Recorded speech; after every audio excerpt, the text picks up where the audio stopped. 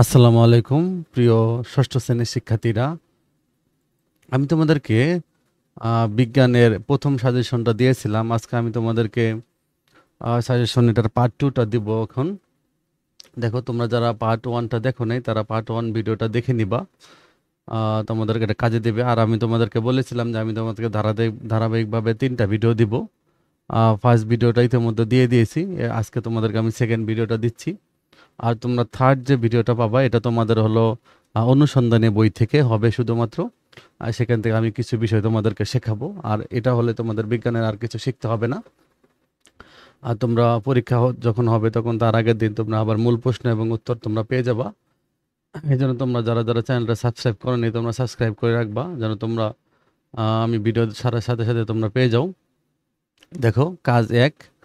এখন এখানে আমরা দেখো একটা বিষয় শিখবো যে গাছে পর্যাপ্ত পানি দিলে গাছ বেঁচে থাকে এবং পর্যাপ্ত সার ব্যবহার করলে জমির শস্যের ফলন ভালো হয়। এখানে একটা বিষয় দেখো, গাছে পানি দিলে গাছ বেঁচে থাকে, এটা হলো পর্যাপ্ত সার ব্যবহার করলে জমির শস্যের ফলন ভালো হয়। আর দুটো বস্তু একসাথে উপর থেকে ছেড়ে দিলে কোনটা আগে বা নিচে পড়ে? হ্যাঁ, তো আমাদের চারপাশে এরকম এরকম যে কোনো একটা বিষয় নিয়ে, আমাদের চারপাশে যে কোনো একটি বিষয় নিয়ে আমাদেরকে বৈজ্ঞানিক অনুসন্ধান করতে হবে এবং বৈজ্ঞানিক অনুসন্ধানের নিম্নের ধাপগুলোকে অনুসরণ করতে হবে। তাহলে এই কাজটা করার জন্য তাহলে তোমরা কিভাবে করবা? এখানে কয়েকটা ধাপ দেওয়া আছে তোমাদের, যে ধাপগুলো অনুসরণ করে কাজটি করতে হবে। যেমন একটি সমস্যা বা প্রশ্ন ঠিক করতে করা, যার সমাধান বা উত্তর বের করতে হবে। এ সম্পর্কে যা কিছু গবেষণা হয়েছে তা জেনে নেওয়া, প্রশ্নের একটি সম্ভাব্য ব্যাখ্যা দাঁড় করানো, সম্ভাব্য ব্যাখ্যাটি সত্যি কিনা সেটা পরীক্ষা করে দেখা। তো পরীক্ষার ফলাফল বিশ্লেষণ করে একটি সিদ্ধান্ত নেওয়া এবং সবাইকে ধারণাটি জানিয়ে দেওয়া। প্রিয় শিক্ষার্থীরা, এখানে কিছু স্পেসের সমস্যা হয়েছে লিখতে গিয়ে। তোমরা এটা এভাবে ধরে নিবা। দেখো একটা জিনিস, যে এই তাহলে কয়েকটা 6টা ধাপ আছে, এই 6টা ধাপের উপর বেস করে আমাদেরকে এই অনুসন্ধানটি করতে হবে। তা তোমরা কিভাবে করবা? যেমন মনে করো যে আমি এটা বেছে নিলাম যে গাছের বৃদ্ধি এবং পানি, এই দুইটা বিষয় নিয়ে আমরা কাজ করবো। হ্যাঁ, সার দিয়ে গাছের বৃদ্ধি এবং পানি, এই ক্ষেত্রে কি হয়? তা এখন তোমরা কিভাবে লিখবা?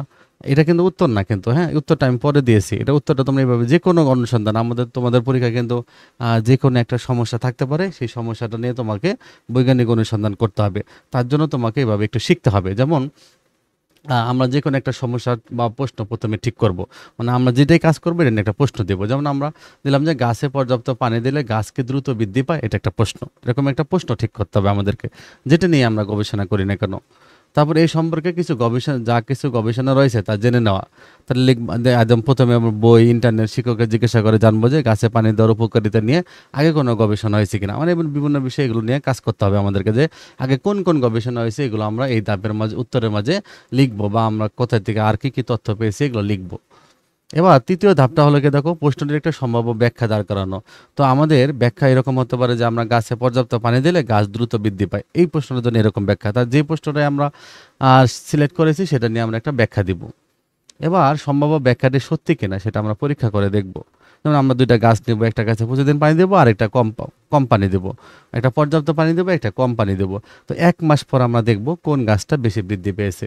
তো এটা আমরা এভাবে টেস্ট করব। আবার পরীক্ষার ফলাফল বিশ্লেষণ করে একটা সিদ্ধান্ত নেব। তারপরে আমরা পরীক্ষার ফলাফলটা বিশ্লেষণ করব, পরে একটা সিদ্ধান্ত নিব এবং ধারণাটি পরে সবাইকে আমরা জানাবো। তাহলে এই 6টা ধাপের উপর বেস করে তোমরা লিখবা। এটা কিন্তু আমি তোমাদেরকে যে কোনো পরীক্ষণে এভাবে তোমরা 6টা ধাপের উপর চিন্তা করে তোমাদেরকে লিখতে হবে। এখন আমি যেটা দিয়েছি, এখন এটার উত্তরটা দেখো কিভাবে তোমরা লিখবা। এই যে গবেষণা প্রতিবেদন, এখানে তোমাদের কিন্তু একটা প্রতিবেদন আকারে লিখতে বলবে। হ্যাঁ, তোমরা গবেষণা প্রতিবেদন দিয়ে এটা লিখবা গাছে পর্যাপ্ত পানি ও সার প্রয়োগের প্রভাব। যেহেতু আমি প্রথম কাজটা করতেছি সার এবং পানি নিয়ে, তো একটি সমস্যা বা প্রশ্ন ঠিক করব আমরা। তা আমরা গবেষণার মূল প্রশ্ন হলো আমাদের, পর্যাপ্ত পানি দিলে গাছের বেঁচে থাকার হার কিভাবে পরিবর্তিত হয়। আরেকটা হলো পর্যাপ্ত সার প্রয়োগ করলে জমির শস্যের ফলন কিভাবে পরিবর্তিত হয়। তো তোমরা যদি যে কোনো একটা পরীক্ষা যদি কখনো একটা বিষয় নিয়ে আসে তখন তুমি একটা লিখলেই হবে। আমরা এখানে 2টা পার্ট আছে, এই জন্য আমি 2টা প্রশ্ন স্পষ্ট করার জন্য আলাদাভাবে লিখেছি। হ্যাঁ, এভাবে আলাদাভাবে লিখতে হবে 2টা বিষয় একসাথে থাকলে। এবার পূর্ববর্তী গবেষণা সম্পর্কে লেখা। তো এই ধাপে আমরা কি লিখবো, যে গাছের বেঁচে থাকার হার এবং শস্যের ফলনের উপর পানি ও সারের প্রভাব নিয়ে প্রচুর গবেষণা হয়েছে। তা পূর্ববর্তী গবেষণায় দেখা গেছে যে গাছের বেঁচে থাকার জন্য পর্যাপ্ত পানি অপরিহার্য এবং সঠিক মাত্রায় সার প্রয়োগ শস্যের ফলন বৃদ্ধি করে। কিছু গবেষণা আরও বলা হয়েছে যে পানি এবং সারের সঠিক সমন্বয় গাছ ও ফসলের জন্য সর্বোত্তম ফলাফল নিয়ে আসে। তাহলে এভাবে পূর্বে যে গবেষণাটা হয়েছে আমরা এটা সম্পর্কে লিখেছি যে সার এবং পানি নিয়ে যে গবেষণাটা হয়েছে আমরা এটা লিখেছি যে অন্যরা এই তথ্য প্রমাণগুলো পেয়েছে।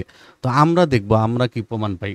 এবং তৃতীয় ধাপটাকে দেখো, আমরা প্রশ্নটির একটা সম্ভাব্য ব্যাখ্যা দাঁড় করাবো। আমরা যে প্রশ্নটা এখানে দেখো সিলেক্ট করেছি, আমরা এখানে দুইটা প্রশ্ন সিলেক্ট করেছিলাম। আমরা এই প্রশ্নের আমরা সম্ভাব্য ব্যাখ্যা কীভাবে লিখবো, যে আমাদের গবেষণার একটা হাইপোথিসিস হবে এরকম যে পর্যাপ্ত পানি দিলে গাছের বেঁচে থাকার হার বৃদ্ধি পাবে, আর একটা হলো পর্যাপ্ত সার প্রয়োগ করলে জমির শস্যের ফলন বৃদ্ধি পাবে। তাই এভাবে আমরা একটা ব্যাখ্যা লিখবো। মানে এটা আমরা কিন্তু একটা হাইপোথিসিস নিয়েছি, মানে একটা প্রকল্প নিয়েছি, আমরা মনে করে মোটামুটি একটা আনুমানিক সিদ্ধান্ত নিয়েছি এটা। হ্যাঁ, তো হাইপোথিসিস হলো যে কোনো প্রকল্প বা আনুমানিক সিদ্ধান্ত, আমরা একটা আনুমানিক সিদ্ধান্ত এটা নিয়েই নিছি।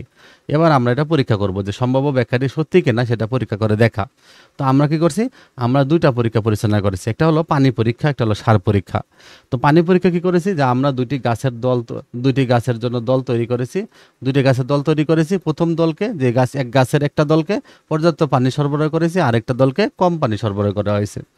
সার পরীক্ষা কীভাবে করেছি, আমরা দুটি জমির খণ্ড নির্বাচন করেছি, এক খণ্ড পর্যাপ্ত সার প্রয়োগ করা হয়েছে এবং অন্য খণ্ডে কম সার প্রয়োগ করেছি। এবার দেখো ডেটা বিশ্লেষণ বা তথ্য বিশ্লেষণ এবং সিদ্ধান্ত গ্রহণ আমরা কি পেলাম। দেখো, আমরা 1 মাস ধরে গাছের বেঁচে থাকার হার এবং শস্যের ফলন পর্যবেক্ষণ করেছি এবং তথ্য সংগ্রহ করেছি। তো পানি পরীক্ষায় দেখা গেছে যে পর্যাপ্ত পানিপ্রাপ্ত গাছের বেঁচে থাকার হার 90%, এবং যেখানে কম পানিপ্রাপ্ত গাছের বেঁচে থাকার হার 50%। আবার সার পরীক্ষায় দেখা গেছে যে পর্যাপ্ত সার প্রয়োগ করা জমিতে শস্যের ফলন 30% বৃদ্ধি পেয়েছে, যেখানে কম সার প্রয়োগ করা জমিতে শস্যের ফলন উল্লেখযোগ্যভাবে কম। এবার দেখো ফলাফল প্রকাশ করা। তো আমাদের গবেষণার ফলাফল প্রমাণ করে যে গাছের বেঁচে থাকার জন্য পর্যাপ্ত পানি অপরিহার্য এবং শস্যের ফলন বৃদ্ধির জন্য পর্যাপ্ত সার প্রয়োগও অপরিহার্য। এবার পরীক্ষার ফলাফল এবং সিদ্ধান্ত আমরা সবাইকে জানানো হয় কিভাবে। দেখো, ফলাফল এবং সিদ্ধান্ত বন্ধুবান্ধব, শিক্ষক এবং পরিবারের সদস্যদের জানানো হয়, স্কুলের বিজ্ঞান মেলায় প্রজেক্ট হিসেবে প্রদর্শন করা হয়। তা গবেষণার ফলাফলগুলো সম্ভাব্যভাবে বৈজ্ঞানিক জার্নালে প্রকাশিত হবে এবং সংশ্লিষ্ট কৃষি সংস্থা কৃষকদের সাথে ভাগ করা হবে, যাতে তারা কার্যকর পদ্ধতি। আমরা যে কোনো গবেষণা দেখো, যে কোনো বৈজ্ঞানিক গবেষণার ফলে এটা চিন্তা থাকে যে এটা যেন অন্যদের কাজে লাগে। তা আমরা যদি একটা অনুসন্ধান করেছি, তাহলে আমাদের এই অনুসন্ধান নেবটা আমরা কৃষকদেরকে জানাবো। এর ফলে কি হলো, কৃষকরা পানি সার ব্যবহারের সম্পর্কে একটা সঠিক দিক নির্দেশনা পাবে। তাহলে এটা আমাদের ফলাফল প্রকাশের কাজটা শেষ হয়ে গেল।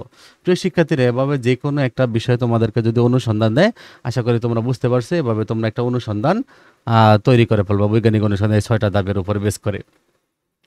তো এখানে আমি তোমাদেরকে আরেকটা গুরুত্বপূর্ণ কাজ দিয়েছি, প্রশ্ন দিয়েছি, এটা হলো কাজ খ। দেখো কাজ খ এটা কি, যে তোমার এলাকার চারপাশে অথবা বিদ্যালয়ের চারপাশে যে কোনো একটি সমস্যার সমাধানের জন্য একটা ভবিষ্যৎ প্রযুক্তি নির্বাচন করতে হবে এবং নিচের প্রশ্নগুলোর উত্তর দিতে হবে। হ্যাঁ, তো আর দেখো তোমাদের কিন্তু প্রযুক্তি বিষয়টা ছিল, ওটার উপর বেস করে আমরা এই প্রশ্ন কটা দিয়েছি, এটা তোমাদের একটু শিখতে হবে। যেমন আমরা একটা সমস্যার নাম দিলাম কি, যে বিদ্যালয়ের চারপাশে প্লাস্টিক বর্জ্যের সমস্যা। হ্যাঁ, তাহলে সমস্যার প্রকৃতি বিশ্লেষণ করতে বলছে আমাদেরকে, বলছে যে সমস্যার প্রকৃতিটা বিশ্লেষণ করো, যে সমস্যার প্রকৃতি বিশ্লেষণ করো।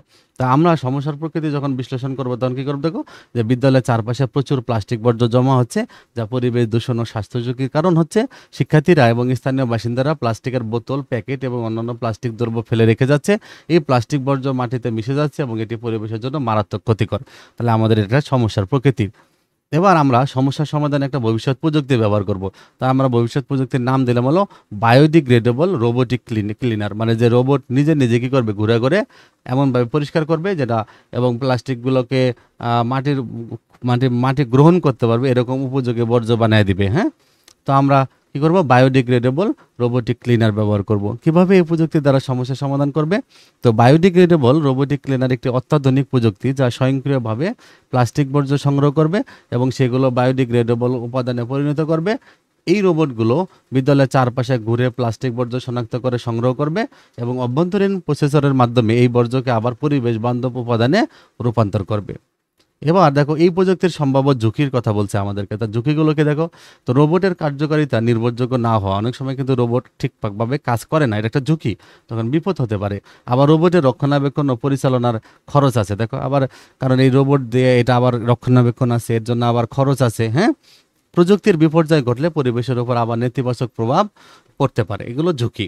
তা ঝুঁকি মোকাবেলা আমাদের কাজকে দেখো, রোবোটিক ক্লিনারের নিয়মিত রক্ষণাবেক্ষণ ও তদারকি করতে হবে, প্রযুক্তি সম্পর্কে সচেতনতা বৃদ্ধি ও শিক্ষার্থীদের প্রশিক্ষণ, বিকল্প পরিকল্পনা তৈরি করতে হবে, যেমন ম্যানুয়াল ক্লিনিং টিমের প্রস্তুতি রাখতে হবে, আর প্রযুক্তির কার্যকারিতা পরীক্ষা ও প্রয়োগের পূর্বে ক্ষুদ্র পরিসরে পরীক্ষা করতে হবে। তাহলে এভাবে আমি ঝুঁকি মোকাবেলা এই কাজগুলো করতে পারি। এখানে আমাদের সর্বশেষ প্রশ্নটা হলো দেখি যে এই কাজটা করতে গিয়ে তোমার অভিজ্ঞতা কেমন হলো, বা নতুন কি শিখলে বা জানলে। দেখো, এই কাজটা করতে গিয়ে আমি প্রচুর নতুন বিষয় শিখেছি। আমি রোবোটিক প্রযুক্তির ব্যবহার এবং তার কার্যকারিতা এবং পরিবেশ বান্ধব সমাধান সম্পর্কে গভীর জ্ঞান অর্জন করেছি। পাশাপাশি আমি সমস্যা সমাধানের প্রক্রিয়া এবং প্রযুক্তির ব্যবহারিক দিকগুলো সম্পর্কে বাস্তব অভিজ্ঞতা লাভ করেছি। এই অভিজ্ঞতা আমাকে ভবিষ্যৎ পরিবেশ সমস্যা সমাধানে আরও উৎসাহিত করেছে এবং প্রযুক্তির সঠিক ব্যবহারের গুরুত্ব সম্পর্কে সচেতন করেছে।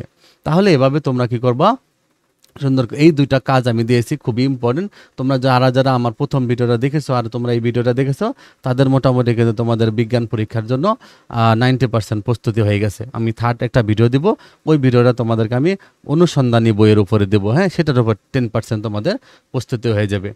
তো আশা করি তোমরা বুঝতে পেরেছো। আর যারা যারা আমাদের চ্যানেলটা সাবস্ক্রাইব করে নেই, এটা সাবস্ক্রাইব করে দিও, তোমাদের জন্য কষ্ট করে ভিডিও তৈরি করি। তোমার আর আর হলো যে তোমাদের পরীক্ষার প্রশ্ন আমি সবার আগে দিয়ে দিই, 6-এর প্রশ্ন। তোমরা এরপরে নেক্সট পরীক্ষা যখন হবে তোমরা প্রশ্ন পেয়ে যাবা। আর আপাতত তোমাদের পরীক্ষার এখনও ডেট হয়নি, তবে সম্ভাবনা আছে হলো 4 তারিখে, সম্ভব 3 তারিখে সম্ভাবনা আছে, মোটামুটি সম্ভাবনা একটা আছে। যদি হয় তো হলো, না হলে এরপরে তোমাদের পরীক্ষা হবে। তোমরা প্রস্তুতি নিতে থাকো।